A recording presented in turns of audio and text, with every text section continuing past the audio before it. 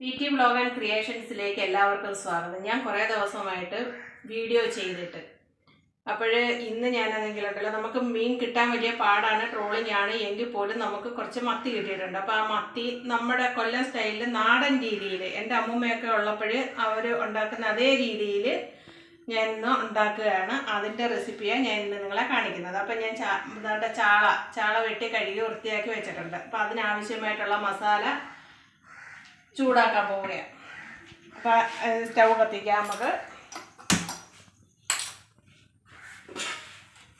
ആദ്യമേ മല്ലിപ്പൊടിയും മുളക് പൊടിയും ചൂടാക്കി എടുക്കാം, കൂട്ടത്തിൽ ഉലുവയും കൂടെ.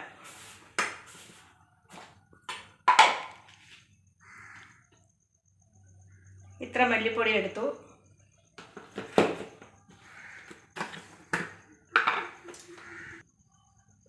മുളക് പൊടി അതിൽ കുറച്ച് മുളക് പൊടി എടുത്തു.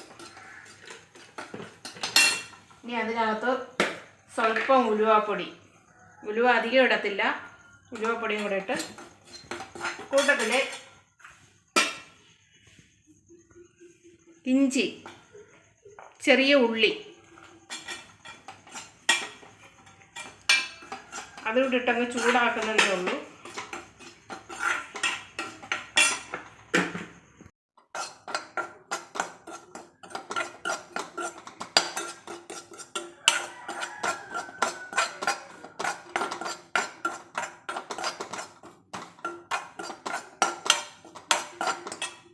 ചൂടായി.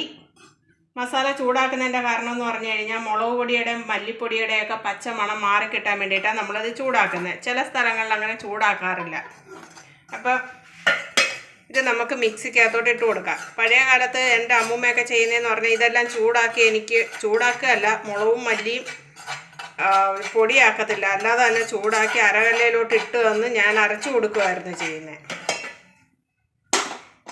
പിന്നെ ഈ കൂട്ടത്തിൽ നമുക്ക് തേങ്ങായും കൂടെ, തേങ്ങ അരച്ചുള്ള മീൻ കറിയാണ് ഞാനിന്ന് ഉണ്ടാക്കുന്നത്. വേണ്ട, ഇനി ഇത് നല്ലതുപോലെ നമുക്ക് അരച്ചെടുക്കാം. ഇത് നമ്മൾ അരയ്ക്കുന്ന അരപ്പിനകത്ത് ഇത്രയും വാളംപുളിയും കൂടെ ചേർക്കുന്നത്, മീൻപുളിയല്ല ചേർക്കുന്നത്, വാളംപുളിയാണ് ചേർക്കുന്നത്. പണ്ട് കാലത്ത് ഇതായിരുന്നു ഉപയോഗിച്ചിരുന്നത്. അതുകൊണ്ട് ഞാൻ ഇന്ന് എൻ്റെ കറിക്ക് ഈ പുളി ഉപയോഗിക്കുന്നു കേട്ടോ. അരച്ച് കഴിഞ്ഞ് നമുക്ക് ചട്ടിയിലോട്ട് അതിൻ്റെ അരപ്പ് ഒഴിച്ചു കൊടുക്കാം. ഇതിനകത്ത് നമ്മൾ മഞ്ഞൾപ്പൊടിയൊന്നും ചേർക്കുന്നില്ല കേട്ടോ. ഞങ്ങളുടെ ഭാഗത്തോട്ട് മീൻകറിക്ക് ഞങ്ങൾ മഞ്ഞൾപ്പൊടി ചേർക്കാറില്ല, തേങ്ങയൊക്കെ അരച്ച് വെക്കുന്നതിനകത്ത്.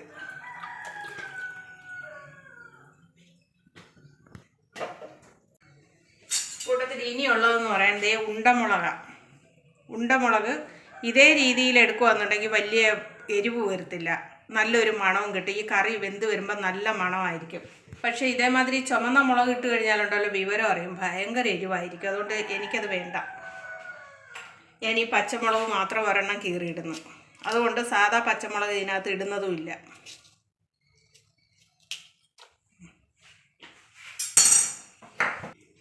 ഇത് ആവശ്യത്തിനുള്ള ഉപ്പും കൂടി ഇതിനകത്തോട്ട് ഇട്ട് കൊടുക്കുന്നു. തിളച്ച് കഴിയുമ്പോൾ നമുക്ക് വെട്ടി കഴുകി വെച്ചിരിക്കുന്ന മീൻ കഷ്ണങ്ങൾ ഇതിനകത്തോട്ട് ഇട്ട് കൊടുക്കാം. ഇപ്പോൾ അരപ്പ് തിളച്ചിട്ടുണ്ട്. നമുക്കിനി അതിൻ്റെ കഷ്ണങ്ങൾ ഇട്ട് കൊടുക്കാം.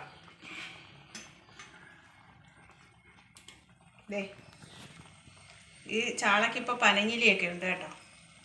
നല്ല സൂപ്പർ ചാളയായിരുന്നേ.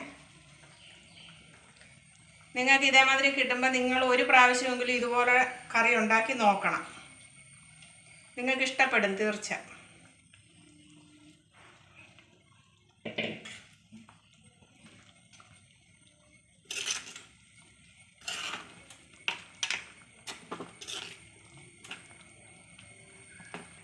ഇനി ഇതിനകത്ത് അരപ്പിനകത്ത് കടന്ന് മീൻ വെന്ത് ഒന്ന് പറ്റി കഴിയുമ്പോൾ നമുക്ക് ഉപ്പ് നോക്കി കരിവേപ്പിലയിട്ട് വാങ്ങാം. കറി ആയിട്ടുണ്ട്. ഉപ്പ് നോക്കിയിട്ട് കരിവേപ്പില ഇടാം.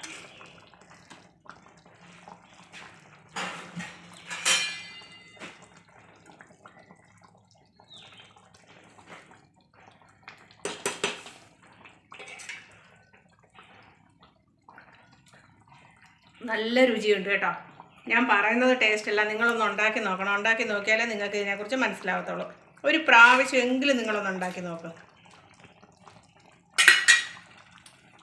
ഇനി നമുക്ക് കരിവേപ്പിലയും കൂടെ ഇട്ട് ഒന്ന് ഞെവിടി ഇടുമ്പോൾ അതിന് നല്ലൊരു മണവും കൂടെ ഉണ്ടാവും. നമ്മുടെ വീട്ടിലെ തന്നെ കരിവേപ്പിലയാണ്.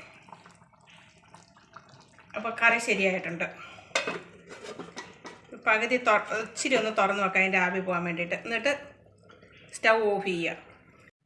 അപ്പോൾ എൻ്റെ ഈ വീഡിയോ കണ്ട് ഇഷ്ടമായിട്ടുണ്ടെന്നുണ്ടെങ്കിൽ എനിക്ക് സപ്പോർട്ട് ചെയ്യണം. നിങ്ങൾ ഇതുപോലെ ഉണ്ടാക്കി നോക്കണം. അപ്പോൾ അടുത്തൊരു വീഡിയോ ആയിട്ട് വരുന്നത് വരെ ബൈ.